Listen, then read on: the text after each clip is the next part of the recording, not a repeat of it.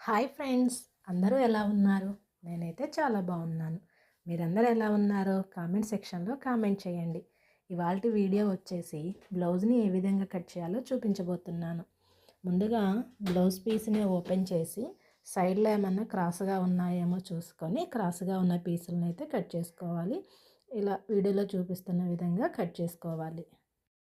తర్వాత ఆది బ్లౌజ్ తీసుకుందామండి. ఆది బ్లౌజ్ తీసేసుకొని దాన్ని తిరగల తీసి ముందుగా మనమైతే కప్పునైతే మార్కింగ్ చేసుకోవాలండి.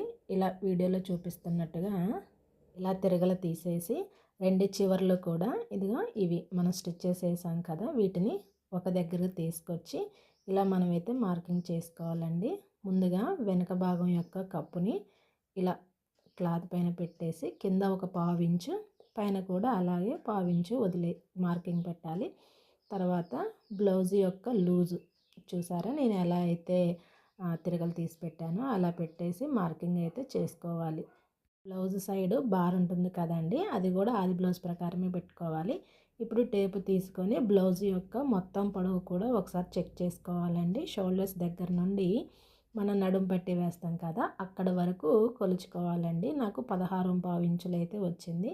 అలాగే ఇప్పుడు షోల్డర్ లూజ్ కూడా ఒకసారి చెక్ చేసుకుందామండి. ఇలా షోల్డర్స్ దగ్గర నుంచి ఖర్చుతో కలిపి మనం కొలుచుకోవాలండి. 5.5 ఇంచులు అయితే వచ్చింది. అలాగే షోల్డరు 2.5 ఇంచులు అయితే ఉందండి.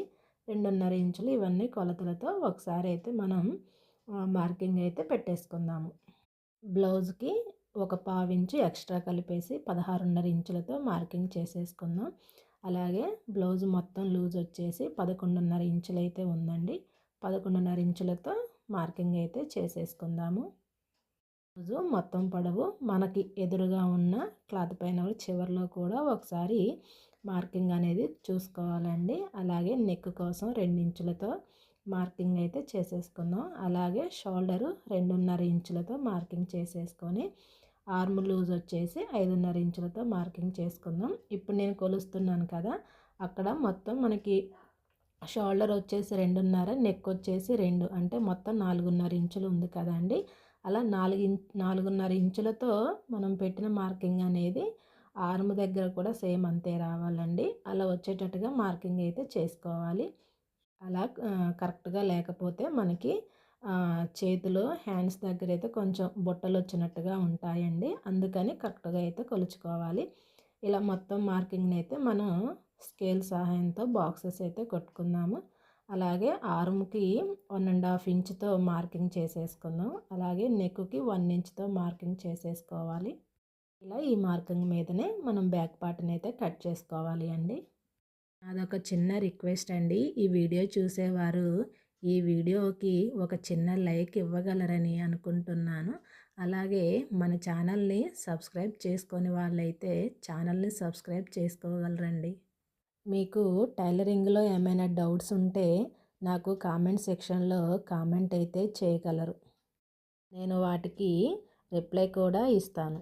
నెక్ పార్ట్ కటింగ్ అయిపోయిందండి. ఇప్పుడు హ్యాండ్స్ని అయితే కట్ చేసుకుందాము. హ్యాండ్స్ కటింగ్ కోసం క్లాత్ని 4 మడతలుగా అయితే వేసుకోవాలండి. వేసుకున్న తర్వాత కొంచెం చివర్లు అనేవి క్రాస్గా ఉన్నాయి కదా, వాటిని స్కేల్ సహాయంతో మార్కింగ్ చేసేసుకొని అయితే కట్ చేసుకుందాము. ఖచ్చితంగా క్రాస్లు అనేది లేకుండా స్ట్రైట్గా ఉండాలండి. అప్పుడైతేనే మనకి హ్యాండ్ అనేది కరెక్ట్గా వస్తుంది. ఇప్పుడు ఒకసారి ఆది బ్లౌజ్ తీసుకొని ఆది బ్లౌజు హ్యాండ్ ఎంతైతే ఉందో చూసుకుందామండి. ముందుగా నేను దీనికోసం ఒక 1/2 ఇంచు ఎక్స్ట్రా అయితే ఇలా వదిలిపెట్టేశానండి. ఎందుకంటే హెమ్మింగ్ చేయను, కానీ కొంచెం మడవటానికి క్లాత్ కావాలి కాబట్టి ఒక 1/2 ఇంచ్ అయితే ఎక్స్ట్రా పెట్టాను. అలాగే హ్యాండ్ మొత్తం ఎంత ఉందో సేమ్ అంతే దానంతే అయితే పెట్టేశాను. ఇప్పుడు టేపు తీసుకొని బ్లౌజ్ మొత్తం ఎంత పొడవు ఉందో చూసుకుందామండి. మనం ఒక 1/2 ఇంచ్ ఎక్స్ట్రా పెట్టేశాం కదా, దానితో కలిపి 10 ఇంచులు అయితే ఉంది.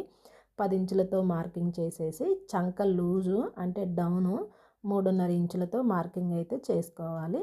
తర్వాత మనం హ్యాండ్ రౌండ్గా మార్కింగ్ చేసుకోవడానికి 2 ఇంచులతో మార్కింగ్ చేసి ఇలా హ్యాండ్ షేప్ వచ్చేలాగా మార్కింగ్ అయితే చేసుకొని కట్ చేసుకోవాలి. సెంటర్లో ఒక చిన్న టక్స్ అయితే ఇచ్చుకోవాలండి. ఇలా మనం 2 ఇంచులు మార్కింగ్ చేసిన దగ్గర నుంచి చివరి వరకు కూడా ఒక 1/2 ఇంచుతోనైతే క్రాస్గా తీసుకోవాలండి. తర్వాత టక్స్ ఇచ్చేసి మార్కింగ్ చేసేసుకోవాలి. ఇక్కడ జాయింట్ ఉంది కదా, దీన్ని కట్ చేసుకోవాలి. మనం హ్యాండ్కి ఎందుకు కరువు తీస్తున్నామంటే ఫ్రంట్ పార్ట్కి అవి వచ్చేలాగా మనం స్టిచ్ చేసుకోవాలండి. అలా రావటం ద్వారా బ్లౌజ్ అనేది చాలా చక్కగా అయితే కుదురుతుంది. హ్యాండ్స్ కటింగ్ చేయడం తర్వాత బ్యాక్ పార్ట్ సహాయంతో మనం ఫ్రంట్ పార్ట్ను కట్ చేసుకోవాలండి. ఇలా మిగిలిన క్లాత్ పైన బ్యాక్ పార్ట్ని ఇలా క్రాస్గా పెట్టేసి షేప్ బెల్ట్ కోసం మనం ఒక 2 ఇంచులు అయితే లోపలికి మలవలసి ఉంటుందండి. తర్వాత నెక్ తప్ప మిగిలిన పార్ట్ మొత్తం కూడా బ్యాక్ పార్ట్ ఏ విధంగా ఉందో ఆ విధంగానే మనం మార్కింగ్ అయితే చేసుకోవాలి. ఇప్పుడు ఆది బ్లౌజ్ తీసుకొని ఉక్సుల పట్టీ వైపు ఉండే నెక్ తోటి మనం ఫ్రంట్ పార్ట్ యొక్క నెక్ని అయితే మెజర్ చేసుకోవాలి. అలాగే మొత్తం ఉక్సుల పట్టీ అనేది ఎంత పొడవు ఉందో షేప్ బెల్ట్తో కాకుండా షేప్ బెల్ట్ వదిలేసి మిగిలిన పొడవుని అయితే మనం చూసుకోవాలి. అలాగే ఫ్రంట్ పార్ట్ సైడ్ కూడా ఆది బ్లౌజ్తో చెక్ చేసుకోవాలండి. తర్వాత నేను నెక్ రౌండ్గా మార్కింగ్ చేసుకున్నాను.